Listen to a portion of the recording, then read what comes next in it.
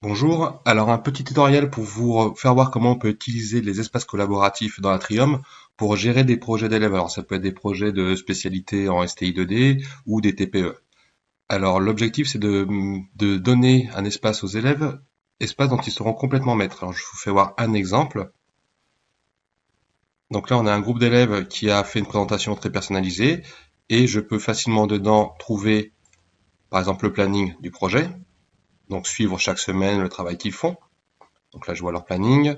Je peux aussi vérifier ici un diagramme que j'aurais demandé sur l'analyse de la concurrence. Il y a des petites fautes. Donc voilà, ça c'est un travail qui a été fait.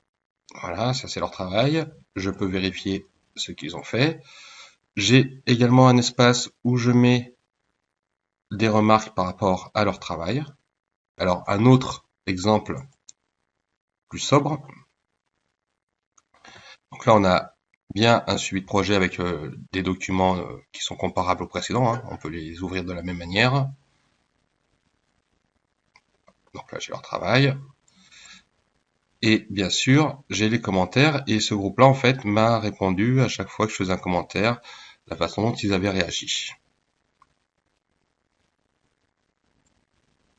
On va voir maintenant comment on fait pour créer cet espace collaboratif à la disposition des élèves.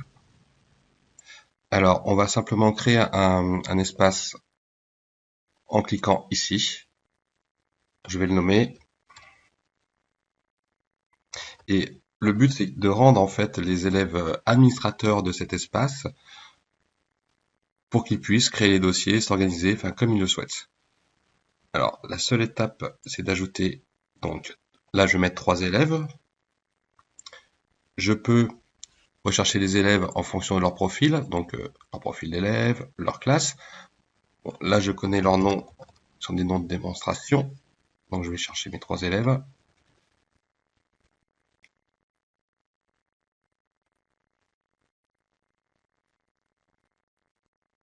Alors, mes élèves sont bien ici dans le groupe, sauf qu'ils ont un statut d'élève, donc je vais leur donner un statut d'administrateur. Ils seront bien sûr administrateurs qu'à l'intérieur du site collaboratif, hein, pas sur l'ensemble d'Atrium. Donc j'en fais un. Je vais en faire un deuxième.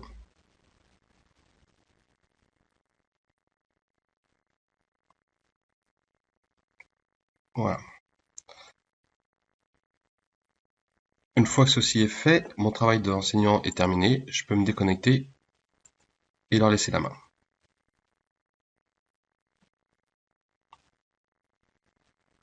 Alors je me connecte maintenant en tant qu'élève.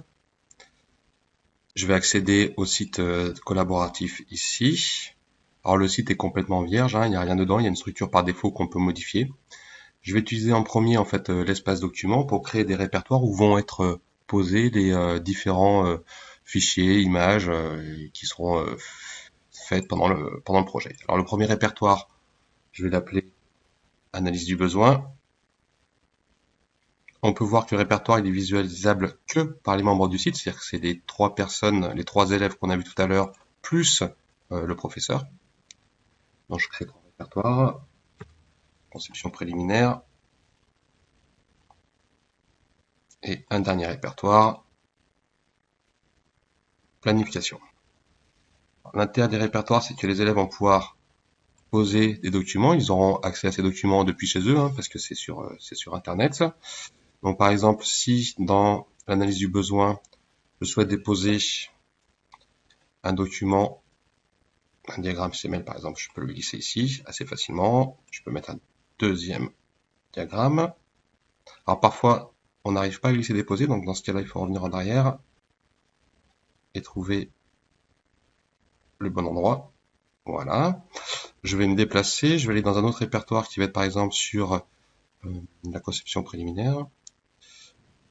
Alors parfois le glisser-déposer ne fonctionne pas très bien, on va le voir là. Je n'arrive pas à l'avoir, donc la solution c'est d'utiliser un upload classique. Donc je choisis d'ajouter un document. Donc je vais chercher le document sur mon PC. C'est celui-là. Je lui donne un titre. Je publie. Et j'ai aussi accès au répertoire. Alors, ce qu'on va voir maintenant, c'est que si je change de compte, je me connecte avec l'autre compte élève, j'ai accès ici au même dossier. Donc, je vais aller ici sur le site collaboratif. Voilà. Je me retrouve dans l'espace document. Et je peux aussi, si je souhaite, ajouter un document. Par exemple, le planning. Là, il est passé. Donc ça, c'est la première étape. Alors, j'ai bien sûr accès à ce qu'ont fait les autres élèves. Donc, je peux voir les documents qui ont été faits tout à l'heure. Donc, on a accès à tout. Alors, ce que je demande maintenant aux élèves, moi, c'est de créer dans un espace blog qui permet de laisser des traces écrites, en fait, un blog, une publication qui regroupe tous leurs documents avec les liens qui vont avec. Alors, on crée juste une entrée. On met notre travail. Bon, ça, c'est en fonction des consignes. Et par exemple, ils vont écrire que le 12, ils ont fait la première étape qui est la planification. Alors, pardon, fait par Tom. Lien vers le planning, donc ils peuvent indiquer le planning, et on peut aller chercher dans l'Atrium, en fait, les documents qui sont là, dans l'espace collaboratif, plus précisément, avec un lien. Donc, ils vont pouvoir aller chercher ici, dans les différentes ressources, donc on est bien dans démo. Ils vont pouvoir aller chercher, par exemple, le planning que je demandais ici. On va demander à ce que ce soit comme ça. La cible dans une nouvelle page, c'est quand même préférable. On suppose que par exemple le 15-12, analyse de la concurrence. Ils vont mettre en référence document 1 fait par Jacques. Ça permet de laisser une trace du travail fait par chacun. Le document il est là. Ils vont pouvoir aller le chercher de la même manière. Donc, dans Explorer Server, sur leur espace de démo, dans conception préliminaire, je crois que c'est celui-là, il affiche dans une nouvelle fenêtre. Voilà. Donc l'intérêt c'est que cette partie du blog en fait, ils peuvent le publier. Ça donne un aspect qui est correct. Et ce qui est intéressant surtout, c'est qu'ils vont pouvoir en fait le rajouter sur la page d'accueil pour qu'on puisse avoir une présentation qui est plus simple. Alors la page d'accueil, on la modifie comme ça. On peut très bien ici choisir une présentation différente, par exemple une seule colonne. Donc ça c'est eux qui se débrouillent pour paramétrer tout ça, ils sont assez forts. On peut la déverrouiller. On peut supprimer ce qui ne nous intéresse pas. Donc ils font leur propre présentation. Ils vont pouvoir maintenant ajouter en fait le contenu donc qui est donc les documents qui ont été créés depuis le départ. Alors on voit qu'il y a les dossiers, donc on peut très bien mettre un lien direct sur la planification par exemple. Voilà. Donc ils pourraient mettre un lien vers la planification, ça pourrait faire un raccourci.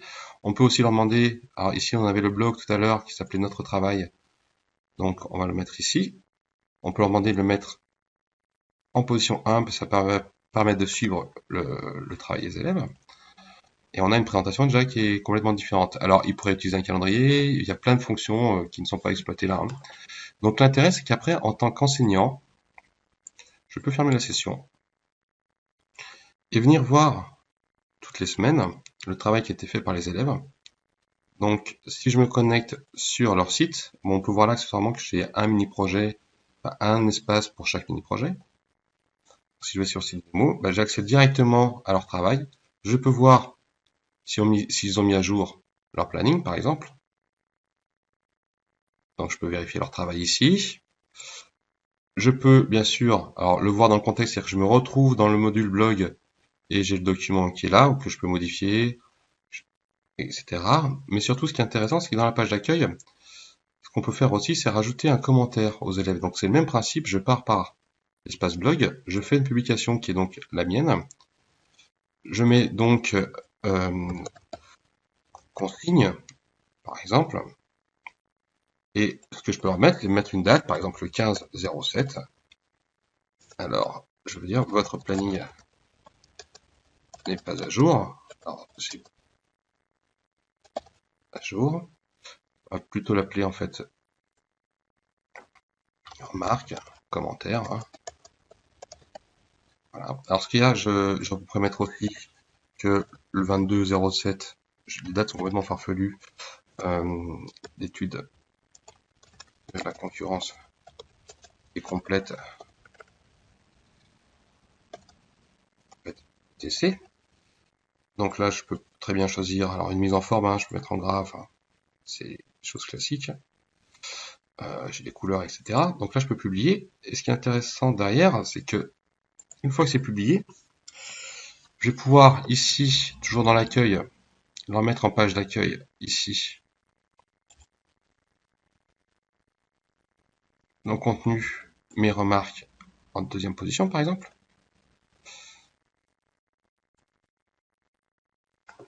Donc, si je me déconnecte, les élèves, quand ils reviennent travailler, ici,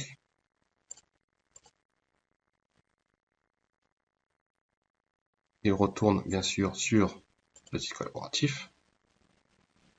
Donc, ils vont pouvoir voir mes remarques. Alors, je leur donne aussi le droit, en fait, de pouvoir, ici, modifier, répondre. Donc, je vais pouvoir leur donner le droit de répondre ici. Donc, je leur donne souvent la consigne d'utiliser un code couleur. Par exemple, hop, en rouge. C'est bon. Et déposer. Ils peuvent répondre, en fait, et faire des commentaires. Donc, ils peuvent publier. Alors, ce document-là, en tant qu'enseignant, je le sauvegarde, hein, parce que je garde une trace quand même depuis le départ. Donc là, on retourne à l'accueil, on a la présentation. Et ça permet d'avoir une trace, en fait, sur tout leur travail qui est fait au fur et à mesure de l'étude. Alors, si le projet est plus conséquent, ils peuvent aussi organiser leur ces collaboratifs différemment. Ils peuvent rajouter une page ici. Alors, par exemple, ils vont faire une page récapitulatif. Dans cette page, ils vont pouvoir choisir une présentation, par exemple libre, et ils ajoutent la page. En principe, elle apparaît ici. Et dans cette page, en fait, qui est vierge, ils vont pouvoir rajouter, comme tout à l'heure, des contenus qui existent, mais aussi, en fait, tout simplement, un contenu qui est assez simple, qui est le contenu web. Il faut un titre. Alors, on peut mettre avant étude. Et ici, ils vont pouvoir saisir toute une description. Alors, j'ai copié ici un travail qui a été fait par les élèves. Il y a quelques fautes en principe.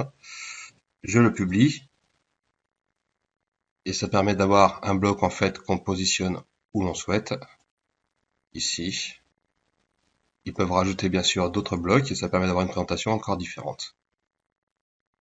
Voilà, c'est terminé. Bon courage!